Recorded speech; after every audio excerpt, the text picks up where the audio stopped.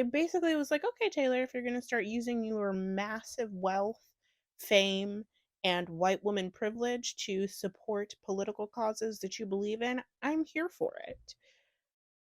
Her dating Maddie Healy it just helps me understand better. Do you know what I mean? Like I said earlier, I used to be a Swiftie, like die hard, super obsessed. Do you know what I mean? Like I said earlier, I used to be a Swiftie, like die hard, super obsessed. I know all the lyrics to most of the songs on Fearless and Speak Now. That was when I was in middle and high school, right? I'm in late high school, freshman year of college, coming into my own political awareness, coming into my own racial awareness, or not coming into, but like maturing my racial awareness.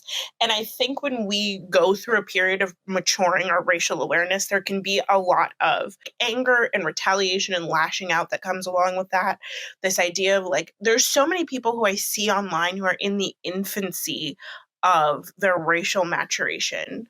Their immediate reaction to deepening their understanding of systems of power and injustice is to hate white people while somehow still fetishizing white people. So, like that girl who hates white people but has a white boyfriend, or that guy who hates white people but only dates white girls, like all of that. When I was in that phase of my life, like really deepening my understanding of racial injustice, is when the whole Kim Kardashian, Taylor Swift, Kanye West feud popped off. And I remember being on Twitter the day that the snake shit was happening. And like, I would scroll and every single tweet was just a snake. And they put out that video of Taylor agreeing to the line of Famous. And it felt like another example of, oh, look at this white woman who lied on another black man. We know the history of, and it's such an extreme comparison, but it's true. It's a thought that went through my mind. I think it's a thought that goes through a lot of people's minds. We know the history of white women lying about a black man coming on to them, or being sexually harassed or assaulted by a black man.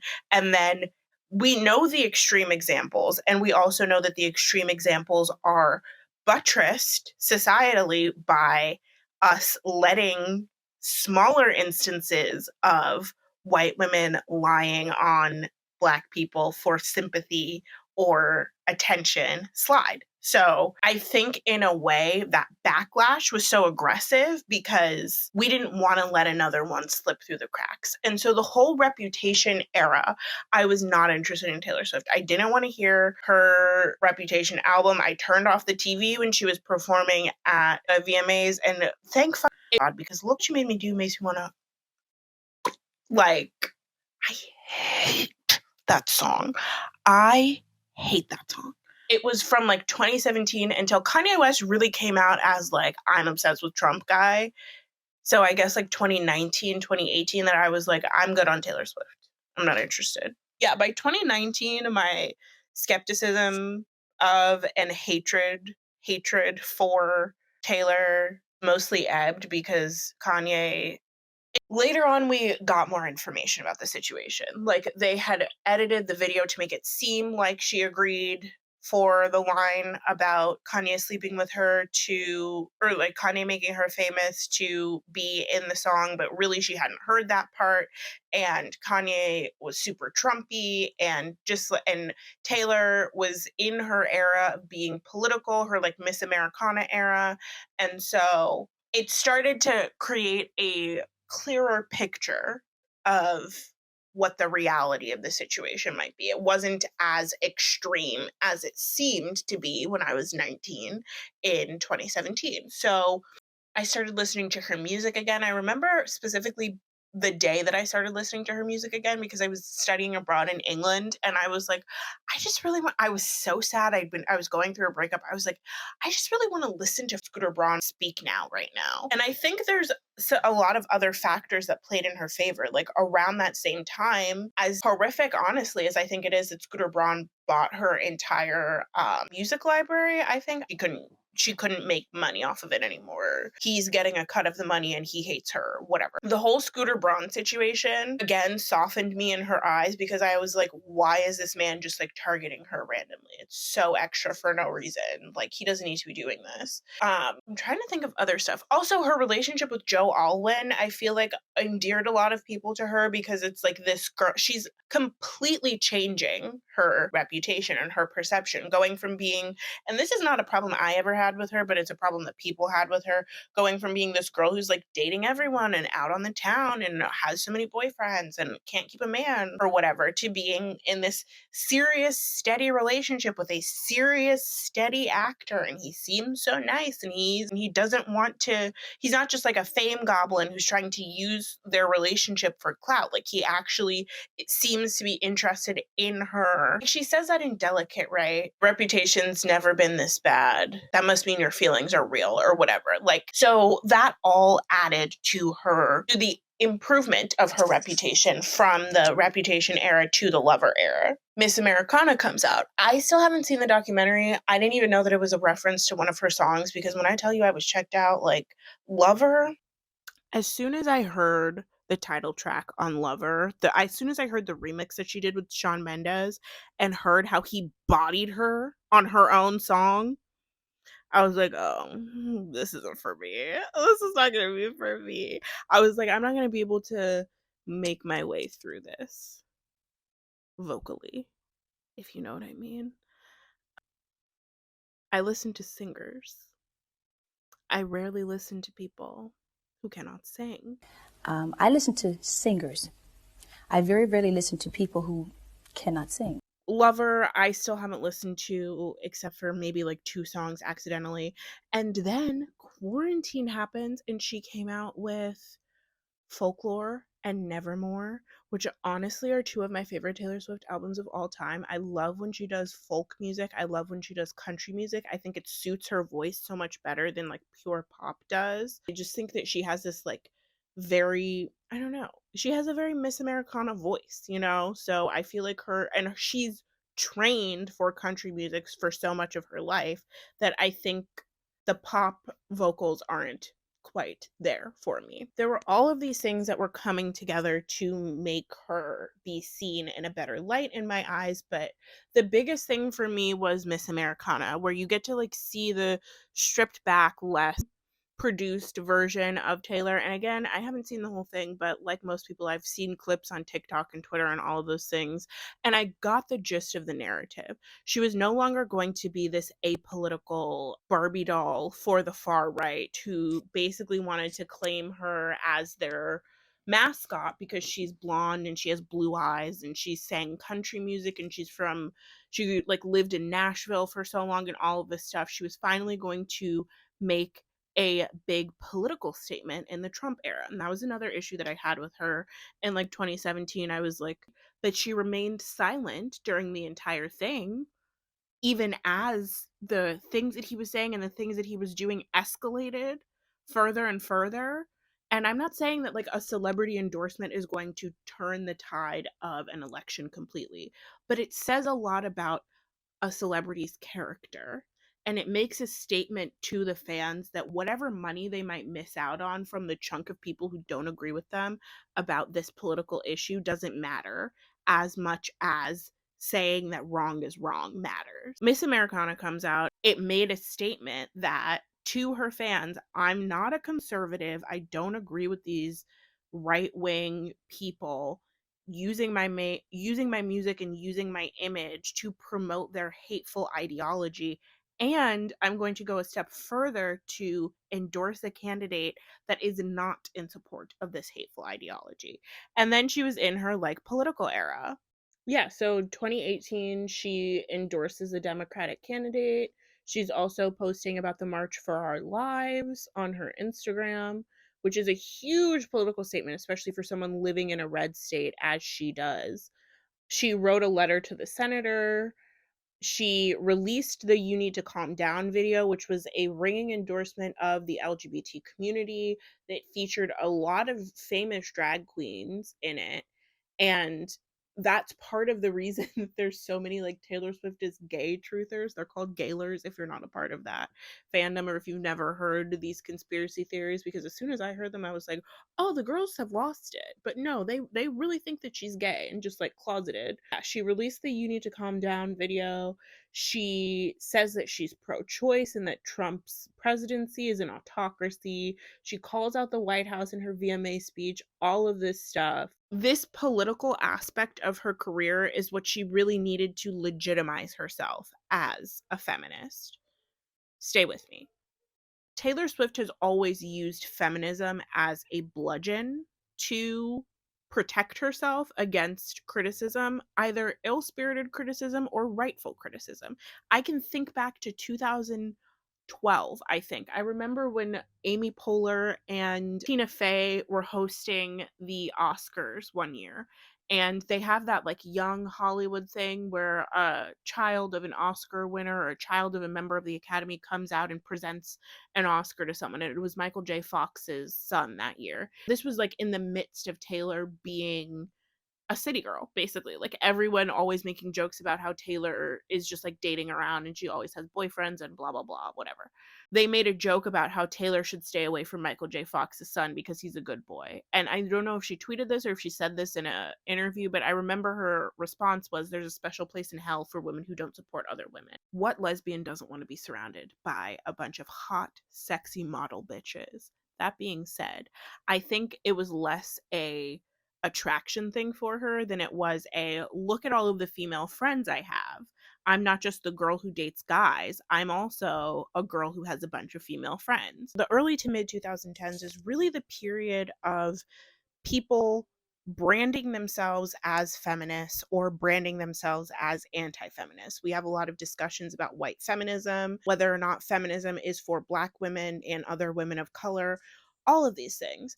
And I remember in 2012, she was doing an interview and she was like, I'm not a feminist. I don't really think about things in terms of guys versus girls. And then 2 years later, she does an interview with the same publication and she's like, I didn't understand feminism before, basically. And yeah, of course I'm a feminist. So that's in like 2014. There's this whole narrative at the beginning of the 2010s through the middle of the 2010s when she's really trying to change the story about herself, that, or the narrative picks up from like 2008 to 2015, really, that Taylor Swift dates too much. Taylor Swift's always in relationships. Taylor Swift's always got a guy. Like she's always seeing all of these people.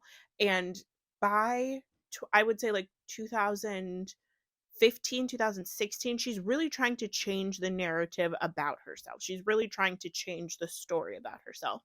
That's when you see her come out with The Squad, which I think was less so as a lot of the gaylers want to imagine. I think it was less a lesbian harem that she was the head of, and more a way for her to brand herself not just as the girl who dates a bunch of guys, but as the girl who is a girl's girl who has a lot of girl friends with a space in between, not girlfriends.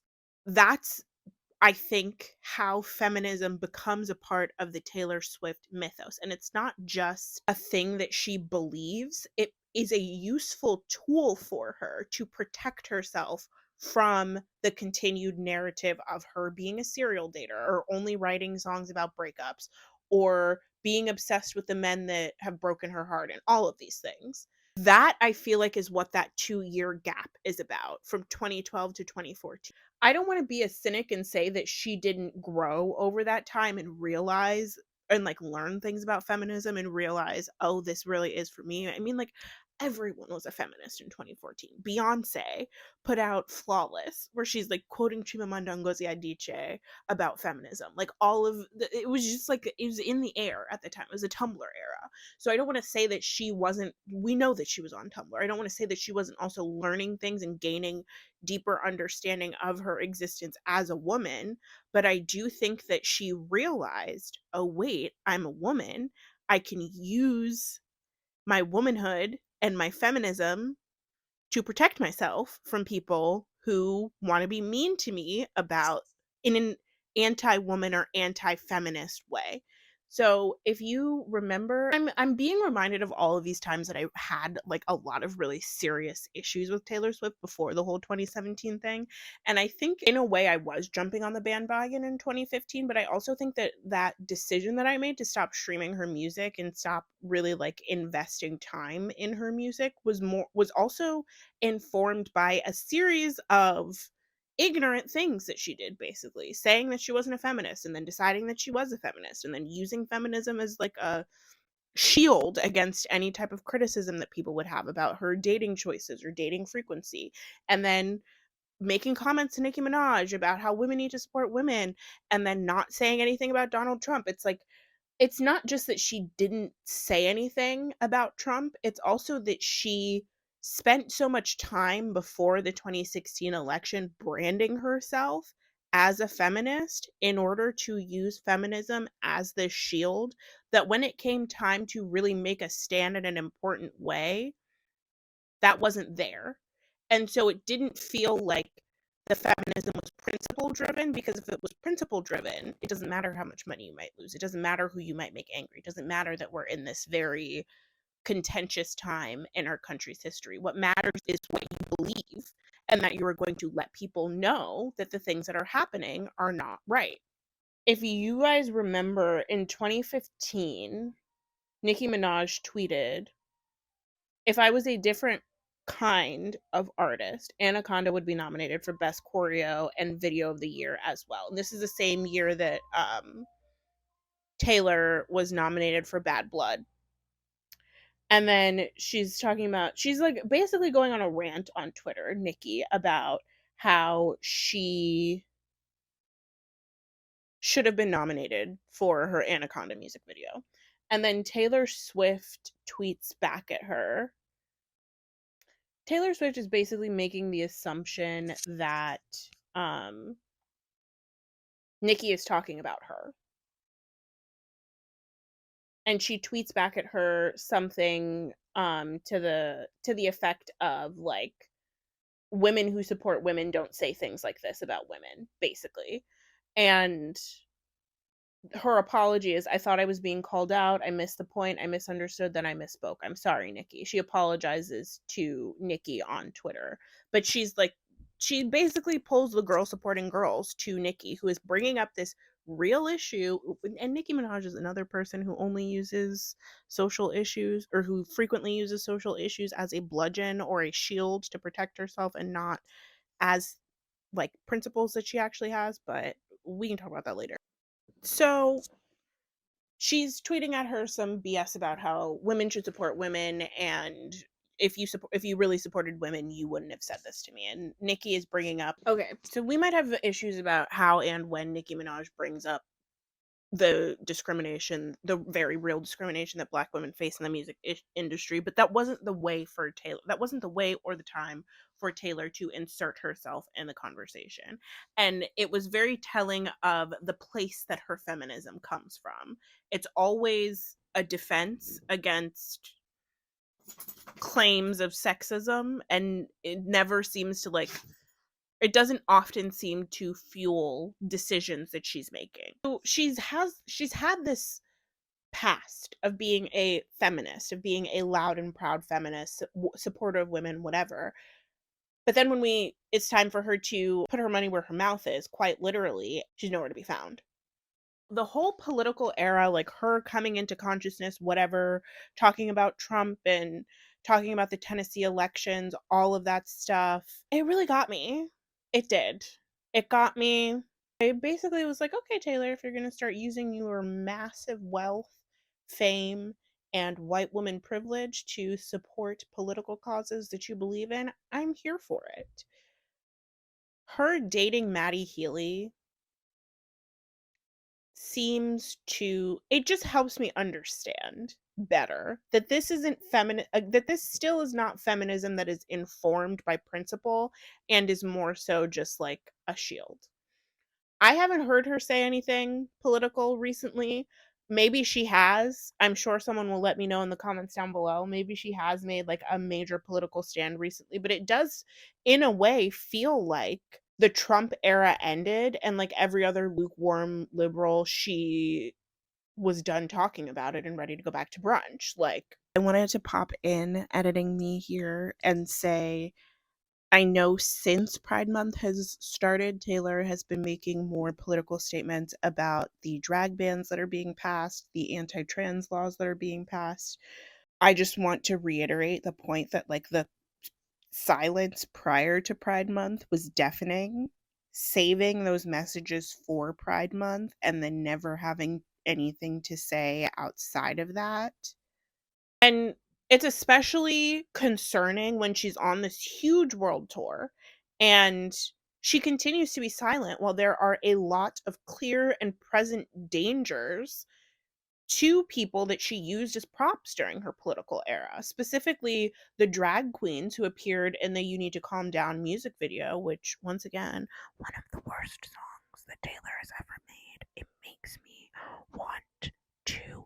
I hate it so much. But it was gay, so I watched the music video.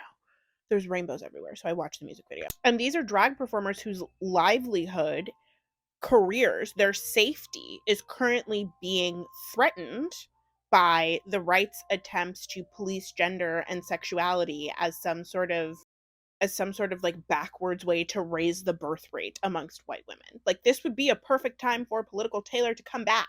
It's not surprising, it's just like a little bit frustrating. And I think about artists like Lizzo, who I'm pretty sure identifies with somewhere within the LGBTQ plus umbrella, and she's currently on a world tour and has been inviting drag queens to dates and has been mentioning these laws, and if it's applicable to the city that she's in, she'll mention it. And so, like, the difference between a queer identified and a straight identified woman discussing these things is clear to me. And it's also clear to me that, like, this is why I struggle with the gaylers, because I'm like, first of all, if Taylor was gay, we would know. Like, she would tell us. If she was gay, bisexual, whatever, I feel like she would tell us. Second, there's a way that people of a queer experience engage with violence against their community that feels very grounded and rooted in, like, that violence is personal to them, you know, because they know that it could be them one day who's being victimized the way that the most vulnerable members of their community are being victimized. Being a heterosexual, wealthy white woman, I can understand why to Taylor it makes sense for her to wait until Pride Month to mention these laws that are being passed. But, like, this is an everyday reality for people in the LGBT community. This is an everyday reality for drag queens, for trans women, for transgender children. And so I guess I'm just saying, like, to me it feels very telling that Lizzo was the one who's been saying this stuff, and Taylor waited for the right moment, I guess we could say. Call me a Hitler all you want. That's what I am. I think that that woman is straight. And if she's not, if she comes to the realization that she's not straight, or if she's already come to that realization, blessings unto her, quite honestly. But, like, leave her alone. Same thing with Shawn Mendes. Leave him alone. No. Trans women are women, okay? Drag queens don't care about your kids. They care about themselves. Not all of them. Some of them probably do care about children, but they're not like roving bands of child molesters. I was gonna make a joke about a bunch of Catholic seminaries, but then I realized that that would offend me as well as potentially some other people watching this, so I'm going to refrain from that. Just insert the joke in your head here, okay? Um, but I think too, like, this she's apparently, like, doing this thing where she swaps genders in songs that she's singing as another way of, like, dropping hints that maybe she might be gay or bisexual or something. And it's like, I don't think that human beings can queer bait. because that just feels so like people can explore their sexuality, they can figure out who they are, who they love, all of that stuff. But it also does feel a little gross for people to be like, do I kiss girls or don't I? You'll never know. Like, just say it. Don't use it as a way to make money, basically. So I also don't know if she's actually bisexual, but I thought that her breaking up with Joe would be like the perfect time for her to be like, "Ooh, I'm coming out." I like but like I said earlier, instead she's dating indie rock's British version of Andrew Dice Clay.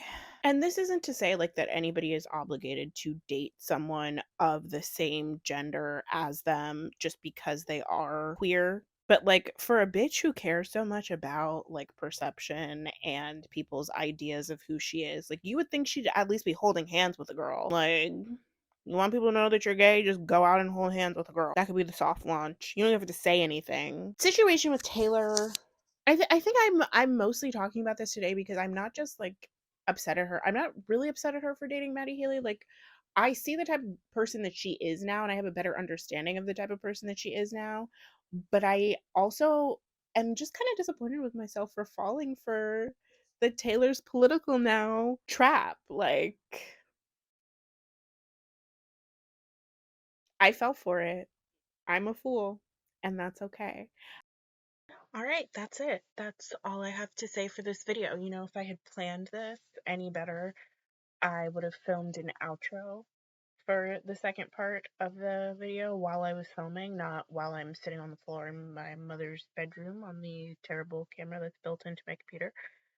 But tomorrow, hopefully, I will be coming at you with the third part of what has turned out to be a three-part series about Taylor Swift's awful rebound choice. So, if you have liked this video, please give it a thumbs up. That actually does really help me and helps my channel reach other people. And if you like me, if you like the things that I have to say, or if you hate me, honestly, and you just want to come back and hate watch, consider subscribing. I talk about literally whatever I want. So, yeah, thank you so much for watching this video, and I'll probably see you tomorrow.